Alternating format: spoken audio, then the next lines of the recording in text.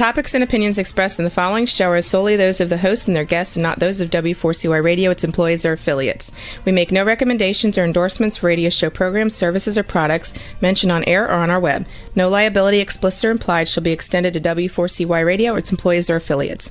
Any questions or comments should be directed to those show hosts. Thank you for choosing W4CY Radio.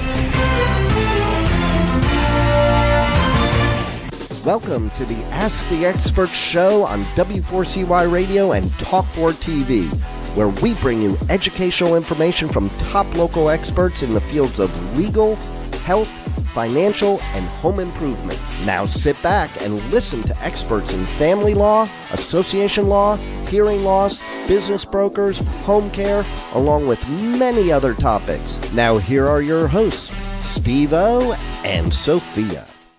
Hey, good afternoon, Houston. Welcome to another Ask the Expert show, where we bring you the finest experts in the field of legal, health, financial, and home improvement.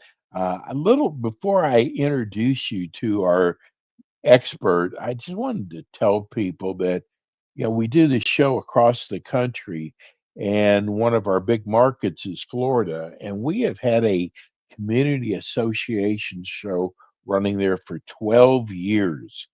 And in Houston, it's amazing. We got so many letters going, how come you don't do a community association law firm in Houston? And the reason why is we had never had any openings. We finally got an opening. I got on the internet, and we were so lucky.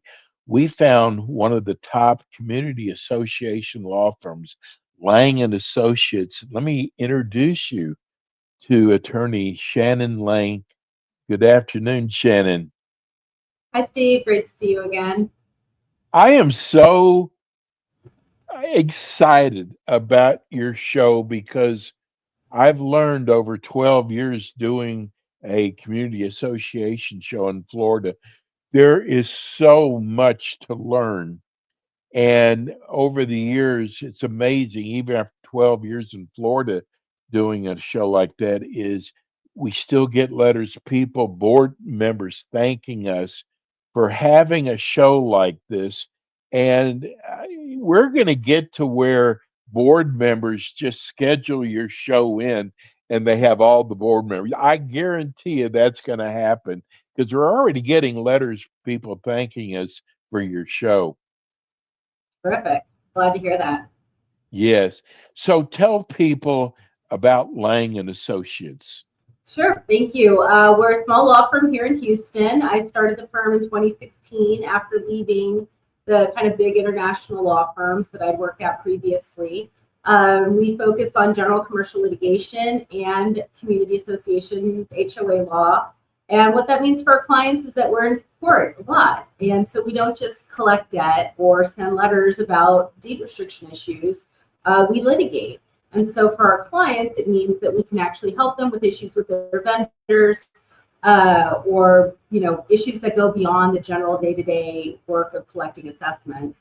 I also come from a social work background and am stunned at how often that has been a useful skill and background to have just in dealing with the difficult personalities that you sometimes encounter in HOA, both with the homeowners and amongst the board. So I would say, our firm is kind of a go-to for communities in crisis. We have a lot of very difficult boards, either because of litigation history or personality conflicts, and we work hard to try to make things calm and productive, and I think we've been very successful in that regard. While at the same time, handling all the day-to-day issues that come up for our HOA clients. Shannon, do you think that it'll ever get to a point where they pay board members? I would be surprised by that. Let me tell you why I asked that. I think there might be some value in it as far as trying to attract board members. Unfortunately, sure. I know the reason why I asked that in Florida, they seem like they have a hard time getting people to run for the boards. And I thought, I wonder if they paid people, if they would get more interest? Yeah, I mean, I think that's a question that comes up. I of course would be worried about how that kind of corrupts the process. Even with our best communities and our best boards, we are constantly battling allegations from homeowners that board members are engaged in kickbacks or financial malfeasance. And I think introducing money into the equation probably enhances those concerns. I think from our perspective, the key for our associations is that they make sure they've got good management, good lawyers, good support services, so that board membership does become something that's just kind of a side obligation that takes you an hour or two a month and not a full-time job.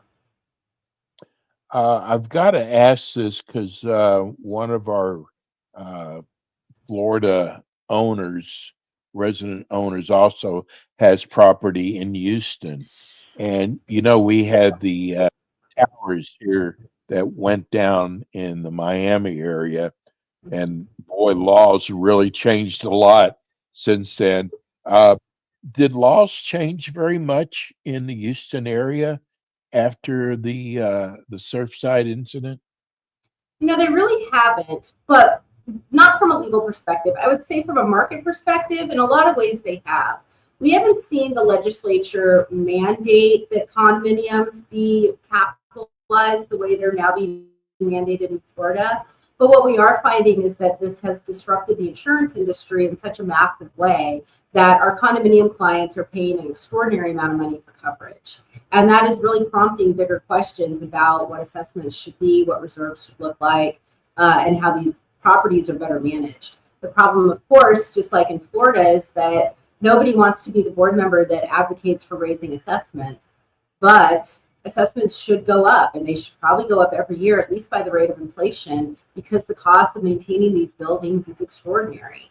And that's true no matter what kind of condominium you're in. I'm stunned at how many of our condo clients are paying $300 and $400 a month and think that that's a lot, even when they're getting water and insurance and roofs. It's just not sustainable. So even in this legislative session, we haven't seen any bills really focused on capitalization requirements. The laws here constantly focus on things like allowing people to have chickens and pamphleting, more lifestyle rules than the things I think probably are a little more important to making sure that these condominiums maintain themselves as good investments. We just got a question from Friendswood. Tom, I'm thinking about running for the board. Is there a certain type of experience you need to be on a board? No, none. There's obviously things that can be helpful. If you know anything about construction, it might help. If you know anything about accounting or bookkeeping, it can help.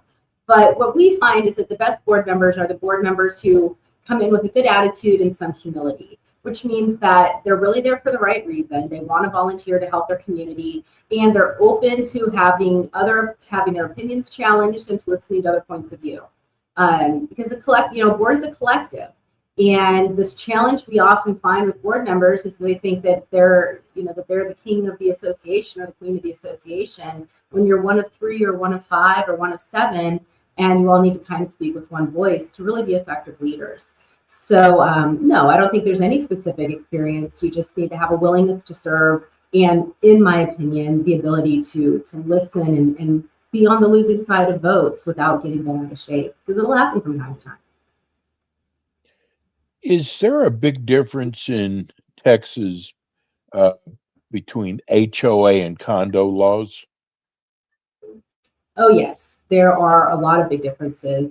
And this is where we run into a bunch of issues. So, when you talk about HOA and people go on the internet, they'll run into Chapter 209. And that's kind of the big provision of the property code that governs subdivisions, which are your regular single family home communities, sometimes they're townhomes, versus condominiums, which are subject broadly to Chapters 81 or 82, depending on how old they are. And a lot of people just assume that 209 applies to everything. And so there's a lot of confusion between what you can and should do in a subdivision versus what you can and should do in a condo. Broadly speaking, because a condominium is characterized by the shared ownership structure, you own your unit basically the finished surfaces of the walls and floors inward, and an undivided interest in everything else. That shared ownership structure means that the condos really have a lot more power than you really have in a subdivision. And you want to make sure to exercise that well, because the condos also have extraordinary amounts of responsibility. And when those responsibilities aren't fulfilled, it can be a real problem. And we see that all the time. We represent a lot of 50 and 60-year-old properties. And because nobody wanted to raise assessments, they're now well outside the lifespan of their building materials and systems, and are struggling mightily in how to pay for repairs, maintain livability in the communities, and of course, pay for insurance, which is very, very expensive in the condo market in Texas. I got to tell you something, Chen. This is kind of a funny story. I'm sure you've heard about all the new laws are creating here in Florida. And we just found out that one of the lawmakers of about 12 that are in charge of HOA and condo, only one of the members lived in a community association.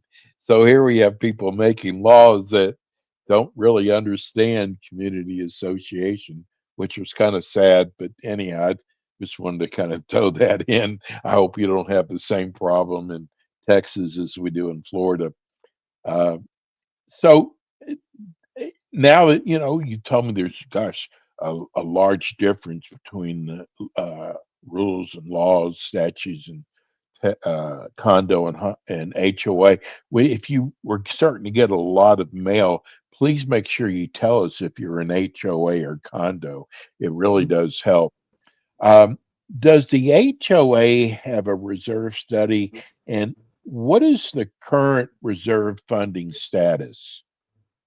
So reserve studies are analyses that are done by trained professionals to kind of look at the hard assets of an association, predict their lifespan and the cost for repairs and replacement over time. And what the end result is in an ideal world is it will help the board determine what assessments should be. Because in addition to funding the day-to-day expenses of the association, your assessment should include some percentage of funding that goes into a reserve for those future expenses. Texas doesn't mandate that reserve studies be done. They are more common for condominiums than subdivisions, but we think there's value in them for everybody. If you've got a subdivision with a swimming pool, playground, gates, roads, knowing what the long-term costs of maintaining those assets are is really helpful to making sure that everyone's paying their fair share, and also to messaging why assessments are what they are. But for condos, we think this is really critical because, again, there's so many responsibilities for a condo. You're responsible for the roofs and the foundations and the exteriors and basically everything from the drywall out. Most of the utilities, the parking lot, the gates, everything. And all of those things have limited lifespans. And with condo, because your assessments are generally paying for more than just amenities, you're paying your insurance, water, sometimes all of your utilities, management, legal, and all the rest. It's important to know that you're baking into those costs the cost of maintenance of your house. For me, I'm in a subdivision. When my roof goes bad, it's on me. And hopefully I've saved up money to pay for that roof. But for a condo, it's an expense of every person in that community. And so by the same vein, you want to make sure that everyone has put that money aside to pay for that roof when the day comes that you have to put one on. And reserve studies, therefore, are really critical. But a lot of our communities don't do them. So, because they don't want to pay for it. But 10 or 20,000 for 10 years is probably worth it. This is from Jack in the Galleria area. He wants to know, now with all the electric vehicles out there, what do I have to do to get our community to put in some charging stations? Yeah, we've had this question come up. This goes back to subdivision versus condo. I'm going to assume you're likely in a condo because in a subdivision, you should be able to plug into your garage. Right. It's challenging because you could very well be in a condo that pays for everyone's power. And so there's a hesitancy to add to that expense for the handful of electric car owners. I wouldn't expect that the state of Texas will mandate electric car charging stations in these communities anytime soon. Unfortunately, being an oil and gas state, there's not a lot of laws that support alternative fuel sources. But in that regard, I think it's important to talk to your board, explain the issues, and work with the board to get that support. These would likely be deemed capital improvements. They're generally not that expensive, though, but there is an improvement to be funded out of assessments. So what can you do? Really, it's get in with that board, talk to the board, run for the board, talk to your neighbors, get a groundswell of support. If you can't get the board to support you, as members, you always have some power to make change. It's hard, but look at your bylaws and see what's required for you to call a special meeting and try to amend your governing documents to mandate these types of things. Those votes are generally based on percentage ownership, which you can figure out from the CAD, the Central Appraisal District records. Because it's not generally one vote per unit, it's a percentage based on the size of your unit. Can an individual owner, this is an HOA question, can they look at the latest financial statements? Oh, yeah. Whether you're in a subdivision or a condominium, members have statutory rights to certain documents and records, books and records of the association. Broadly, that includes the financial records, meeting minutes, insurance, the insurance policies on the community, and I'm forgetting something. You can't get individual records of owners. You can't get legal privileged materials, but finances, absolutely. In well-run communities or communities with good management companies, those records are often maintained in a portal accessible to all members at any time. But if that's not the situation in your community, look in your governing documents, see if you have a books and records policy. If so, that will tell you how to make a request. If not, the property code will, chapter 209 for a subdivision, chapter 82 for a condo, and write a letter, certified mail, to the registered address for the condominium that specifies in detail the records you're looking for. We often get records requests that say, I want every record of the association, period. And while it's always our intention to try to honor that as much as possible, you can get pushback. So I would send a letter that says, dear, association, please make the following available for inspection or copies, whatever you prefer. I generally don't see why you'd want to go inspect. I just get copies, but and then specify what you want. The financial records to include the balance sheet, P&L, general ledger, and bank statements from this state to this state. And then if you don't get those in, don't quote me on this, but I want to say 10 business days, or a letter from the association telling you that they need another 10, it might be 15, I'm kind of forgetting right now. You have a remedy through the local small claims court. You can go to JP court, file a quickie lawsuit that says I want the records, and you can get a court order mandating that they be turned over, and you can get recovery of any costs and fees you incurred to do. How are HOA fees determined?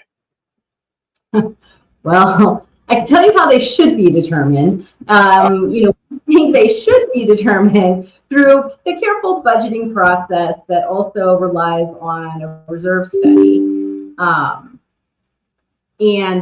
But whether that's what people do is another issue. But in an ideal world, you'll have a history that says what expenses for the association look like, what your upcoming expenses are, and what your reserves are. And you take that number, you divide it by the number of payors, properties, and you come up with an annual or monthly number. What we find typically happens is that you've historically paid whatever, $500 a year. No board member wants to be the one that says raise assessments, so nothing happens. And then years go by and suddenly it's not enough to pay for anything, and suddenly you're told assessments are going up. But there's probably limits in the declaration as to how much they can go up, so it's not going to be enough, and you're still going to hear a lot of grumbling about insufficient funding. So it's unfortunate. And it's, again, unfortunate that so many boards are so hesitant to raise assessments, even by a few percentage points a year to keep up with inflation. But in an ideal world, you'll have a well-developed financial history that will help you determine what assessments should be and a reserve study. Your show goes by so fast. We've got about another minute. Tell people why they should hire your firm. We would love to talk to anyone who's interested in talking to us. I think what sets us apart from our competition is a few things. One, we answer the phone. You're not going to go through a phone tree. You're not going to have to struggle to talk to somebody. We have very stable staff here. The people that have worked here for years. We strive to have stability and to work hard to make the homeowner experience as positive as possible so that they have faith that their boards are making good decisions. So when your homeowners call here because they're in enforcement, they're going to be talked to with respect. They're going to be talked to by somebody whose goal is to solve the problem, and they're not going to have to keep telling their story over and over again. They'll talk to the same person or one of two people every time they call, and we are completely focused on solving the problem. We also have an office that people can come to, which is also surprisingly not common. So, if you're more comfortable making your payments here, or your board needs a place to meet, or you're just more comfortable operating in person, we're here. We try to really elevate customer service, even though, we're lawyers and lawyers aren't really known for that. It's so obvious why your firm has been so successful. Give people your phone number and your website address for those who are listening on iHeart right now or Spotify. Yeah, absolutely. Our number is 832-479-9400, 832-479-9400. And you can find us at shannonlanglaw.com. That's Lang, L-A-N-G. And we appreciate the opportunity to talk with you, Steve. It has led to folks calling us. We're happy to talk to boards, even if you just have a couple questions and don't necessarily need a lawyer. Like I said, we pick up the phone and we can generally, if we don't know the answer right away, we'll let you know. Well, you'll be back again with us next month. I'm so glad we got your show. Houston's a very special city for me, growing up there. Thanks again, and we'll see you again next month, Shannon. Terrific. Thanks so much, Steve. Good to see you. That's same here. That's Shannon Lang of Lang and Associates. That's it for us today. We'll be back again with you next Friday with more Ask the Experts. Thanks for tuning in today to the Ask the Expert show on W4CY Radio and Talk4 TV. Tune in next week and every week to hear more from our experts on personal injury, insurance, air condition repairs, estate planning, Medicare, and many other topics in the areas of legal, health, financial, and home improvement. See you next week.